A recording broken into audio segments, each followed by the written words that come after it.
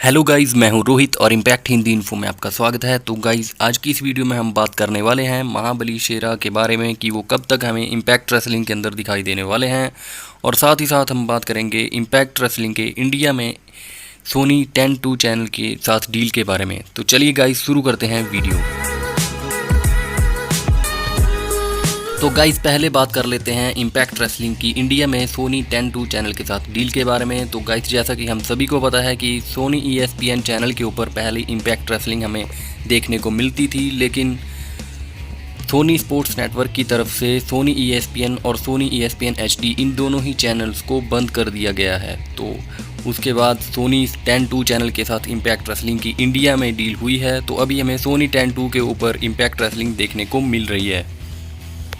और इसके बाद काफ़ी सारे लोगों का कहना है कि इम्पैक्ट रेसलिंग जो है वो सोनी 10-2 चैनल के ऊपर नहीं बल्कि सोनी 6 चैनल के ऊपर, जो कि उसका पुराना चैनल है, यानी कि 2-3 साल पहले हमें इम्पैक्ट रेसलिंग जो है वो इंडिया में सोनी 6 के ऊपर देखने को मिलती थी। तो गाइज़, मैं कहूँगा कि सोनी 10-2 एक अच्छा चैनल है इस वक्त इम्पैक्ट रेसलिंग के लिए। वो इसलिए क्योंकि हमें पता ही है कि अभी इम्पैक्ट रेसलिंग की एक्सेस टीवी के साथ डील है यूएसए और कनाडा जैसे देशों में।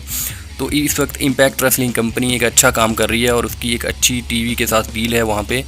और इसलिए इंडिया में भी सोनी 10-2 एक अच्छा चैनल मान सकते हैं हम, क्योंकि सोनी पिक्चर स्पोर्ट्स नेटवर्क के जितने भी चैनल हैं उनमें सोनी 10-1, सोनी 10-2 और सोनी 10-3 ये तीनों ही चैनल्स काफ़ी लोकप्रिय हैं इंडिया के अंदर सोनी 6 की अपेक्षा। इसलिए सोनी 10-2 एक अच्छा चैनल है इम्पैक्ट रेसलिंग के लिए। तो मेरे ख्याल से ये बिल्कुल अच्छी डील हुई है। और दोस्तों, ऐसा मैं इसलिए भी कह रहा हूँ क्योंकि जब से इम्पैक्ट रेसलिंग एक्सेस टीवी की ओर मूव की है, तब से इम्पैक्ट रेसलिंग की लोकप्रियता पूरे वर्ल्ड में दोबारा से हो गई है। और हमने काफ़ी बार जॉस मैथ्यूज़ और डॉन कॉलिस, जो कि कमेंटेटर हैं इम्पैक्ट रेसलिंग के, उनको भी कहते हुए सुना है कि impact wrestling world wide trend कर रही है। तो इसलिए सोनी 10-1 के ऊपर और सोनी 10-3 के ऊपर WWE हमें देखने को मिलती है। और सोनी 10-2 एक अच्छा चैनल है इस वक्त इम्पैक्ट रेसलिंग के लिए।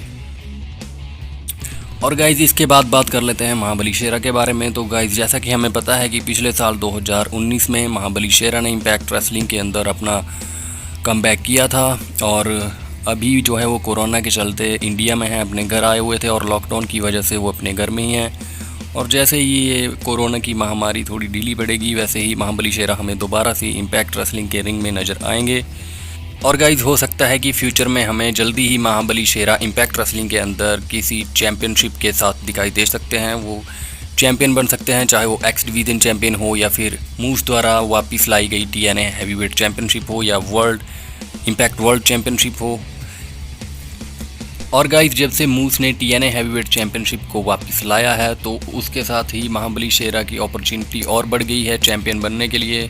वो TNA हैवीवेट चैम्पियन भी बन सकते हैं। लेकिन गाइज, अगर मेरी माने तो अगर महाबली शेरा इम्पैक्ट एक्स डिवीज़न चैम्पियन भी बनते हैं तो ये भी एक बहुत बड़ी बात होगी, क्योंकि महाबली शेरा पिछले इतने सालों से इम्पैक्ट रेसलिंग के अंदर है। हालांकि बीच में वो WWE में भी गए थे, लेकिन उसके बाद 2019 में पिछले साल उन्होंने रिटर्न किया था। तो अगर वो इम्पैक्ट एक्स डिवीज़न चैम्पियनशिप भी उनके पास अगर आती है तो ये भी एक बहुत बड़ी बात होगी, क्योंकि इम्पैक्ट एक्स डिवीज़न चैम्पियनशिप के लिए उनको पुश भी मिल जाएगा और वो चैम्पियन भी बन सकते हैं।